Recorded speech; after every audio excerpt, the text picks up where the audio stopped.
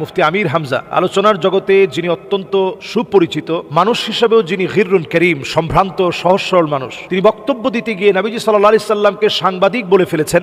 সাংবাদিকদেরকে প্রশংসা করতে গিয়ে এ কথায় তিনি এমন শব্দ চয়ন করেছেন যা নবীজির সম্মান খাটো করার জন্য উদ্দেশ্য নিয়ে তিনি বলেননি, বরং বলা দরকার তিনি বলে ফেলেছেন। নবীজি সাল্লাল্লাহু আলাইহি সাল্লামের শানে এ জাতীয় শব্দ বেমানান। নবীজি সাল্লাল্লাহু আলাইহি সাল্লাম যে কথাগুলো বলেছেন সেগুলো ওহী দ্বারা নির্ধারিত হওয়ার পর আল্লাহ রাব্বুল আলামিনের নির্বাচিত শব্দ চয়নে যা বলেছেন সেই কথাগুলো একেবারে মাপা মাপা কথা। কোনো কথা নবীজি সাল্লাল্লাহু আলাইহি সাল্লাম নিজ থেকে বলেন নাই। কোরআনুল কারীমে আল্লাহ রাব্বুল আলামিন স্পষ্ট জানিয়ে দিয়েছেন, ওয়ামা ইয়ানতিকু আনিল হাওয়া ইন হুয়া ইল্লা ওয়াহয়ু ইউহা। নবী সাল্লাল্লাহু আলাইহি সাল্লাম কোনো কথা মন মস্তিষ্ক প্রসূত জ্ঞান থেকে বলেননি, যা বলেছেন আল্লাহর কাছ থেকে ওহী হওয়ার পর সেটা নবীজি সাল্লাল্লাহু আলাইহি সাল্লাম বলেছেন। অথচ যারা বাংলাদেশ সহ সারা ওয়ার্ল্ডে জার্নালিজম বা জার্নালিস্ট, এদের ব্যাপারে একটা কথা খুবই প্রসিদ্ধ, এরা তিলকে তাল বানায়। যেই জিনিসটা একেবারেই নাই ওই জিনিসটাকে তুলে আনে আর যেটা আছে সেটাকে অদৃশ্য করে ফেলে। এই হচ্ছে সাংবাদিকতা। এজন্য সাংবাদিকদের ক্ষেত্রে একটা বিশেষণ সবসময় লাগানো হয়, অনেকেই বলে হলুদ সাংবাদিক। অথচ নবীজি সাল্লাল্লাহু আলাইহি সাল্লামের জন্য যদি আপনি এমন একটা শব্দ খাস করেন তাহলে এটা নবীজি সাল্লাল্লাহু আলাইহি সাল্লামের আকাশচুম্বী সম্মান ইজ্জতকে